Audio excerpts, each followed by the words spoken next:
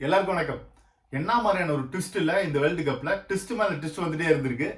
யாருமே எதிர்பார்க்கல இந்த ஆப்கானிஸ்தான் வெர்சஸ் பங்களாதேஷ் மேட்ச் தான் முடிவு பண்ணும் யார் செமிஃபைனலுக்கு போவாங்க அப்படின்னு.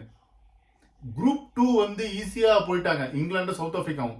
ஆனா குரூப் 1 நினைச்சு கூட பார்க்க முடியல. அதுக்கு முக்கியமான காரணமே ஆப்கானிஸ்தான் ஆஸ்திரேலியாவை தோக்கடிச்சது தான். அங்கதான் ட்விஸ்டே வந்துச்சு. அதுக்கப்புறமா எல்லாமே ட்விஸ்ட் மேல ட்விஸ்ட் போய் கடைசியா ஆப்கானிஸ்தான் இப்போ செமிஃபைனலுக்குள்ள என்டர் ஆயிருக்காங்க. இது வந்து அந்த நாட்டுக்கே ஒரு மிகப்பெரிய வளர்ச்சி தான் சொல்ல முடியும். அடிச்சு சொல்லலாம். அவங்க இப்ப சொல்லிடலாம் அவங்க வந்து செமிஃபைனலுக்கு போயிட்டாங்க. அது மிகப்பெரிய அளவில் கொண்டாடுறாங்க. அந்த கொண்டாட்டத்துக்கான காரணம் என்னன்னா அந்த அளவுக்கு அந்த நாட்டுக்கு ஒரு வழி இருந்திருக்கு. இந்த கிரிக்கெட் அப்படின்றது ஒரு ப்ரைடா ஒரு அடையாளமா அந்த நாட்டுக்கு இருக்க போகுதுன்றதுல எந்த ஒரு சந்தேகமே இல்லை. இது இன்னும் மென்மேலும் வளரப்போகுது. ஆப்கானிஸ்தான் செமிஃபைனலுக்கு போயிட்டாங்க. அவங்க ஃபைனலுக்கு போவாங்களா இல்லையா நமக்கு தெரியல. கப் அடிப்பாங்களா இல்லையா நமக்கு தெரியல. அது வரைக்கும் போய் கப் அடிச்சாலும் சந்தோஷம் தான். ஆனா இது வரைக்கும் வந்ததே ஒரு மிகப்பெரிய சாதனை தான் சொல்ல முடியும். ஏன்னா அந்த நாட்டில் இருக்கிற அந்த இன்ஃப்ராஸ்ட்ரக்சருக்கும் இப்போ அவங்க கடந்துட்டு வந்த உயரத்துக்கும் சம்மந்தமே இல்லை. அந்த அளவுக்கான ஒரு பெர்ஃபார்மன்ஸை இந்த வேர்ல்டு கப்ல கொடுத்துருக்காங்க.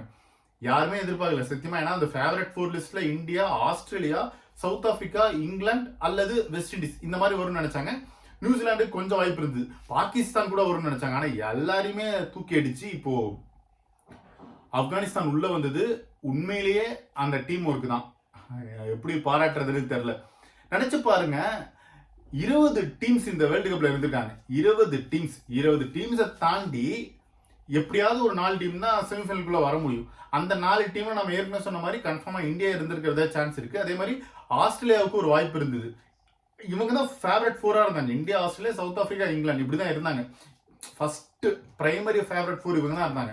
மேபி வெஸ்ட் இண்டீஸ், நியூசிலாந்துலாம் அதுக்கப்புறம் அடுத்தடுத்த லிஸ்ட்ல இருந்தாங்க. ஆனா இவங்க எல்லாரையுமே தாண்டி ஒரு டீம் ஏசியன் கண்ட்ரி வருது இந்தியாவை தாண்டி அப்படின்னா மிகப்பெரிய விஷயம். பாகிஸ்தான் கூட வந்திருக்கலாம். பாகிஸ்தான்ல எதுவும் பண்ண முடியல.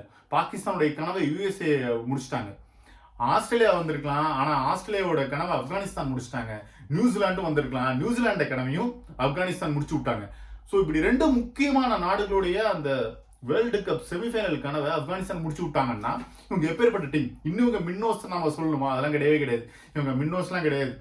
இவங்க செமிஃபைனலுக்கு வந்து ஃபைனல் கூட வரதுக்கான வாய்ப்பு இருக்கு. கப்பு கூட அடிக்கலாம் சொல்லவே முடியாது. இவங்களுடைய பெர்ஃபார்மன்ஸ் வந்து அந்த அளவுக்கான ஒரு விஷயம். இதை நான் எப்படி பார்க்கறேன்னா இந்த ஆப்கானிஸ்தானுடைய இந்த கிரிக்கெட் வளர்ச்சின்றது 1983 வேர்ல்டு கப்ல இந்தியா வேர்ல்டு கப் அடிச்சாங்கல்ல, அதுக்கு முன்னாடி வரைக்கும் உலகம் முழுக்க இந்தியர்கள் மேல பார்வை கொஞ்சம் கம்மியாக தான் இருந்தது. ஆனால் 1983 வேர்ல்டு கப் அடிச்சதுக்கு அப்புறமா இந்தியர்கள் மேல கொஞ்சம் பார்வை உலக மக்கள் கிட்ட கொஞ்சம் அதிகமாகவே இருந்தது. அதுக்கு முக்கியமான காரணமே ஒரு கிரிக்கெட்ல அந்த அளவுக்கான ஒரு வளர்ச்சி நம்ம சொல்ல முடியும். அதுக்கப்புறமா கிரிக்கெட் வந்து இந்தியாவில் ஒரு மிகப்பெரிய அளவில் வளர்ந்துருக்கு. இப்போ இந்தியாவை பொறுத்த வரைக்கும் எல்லா துறைகளுமே வளர்ச்சி அடைஞ்சிட்டாங்க. கிரிக்கெட் தான் வச்சு வளர்ச்சி அடையணும் அப்படின்றது இந்த காலகட்டத்துக்கு இந்தியாவுக்கு தேவைப்படாது.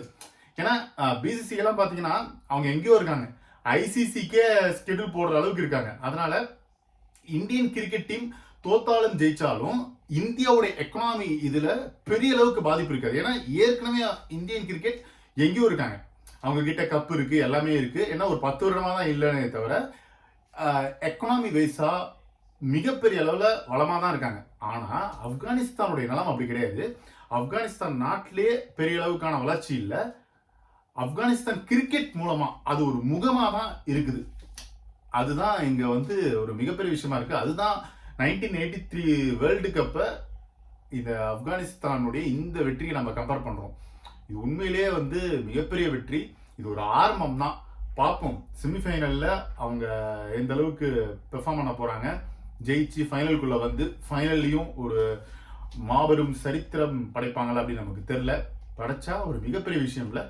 ஏன்னா இப்போ இந்த 4 செமிஃபைனல் டீம்ல 2 டீம்ஸ்க்கு ஏற்கனவே கப் இருக்கு. இந்தியாவுக்கு இங்கிலாந்துக்கு ஒன்று இருக்கு.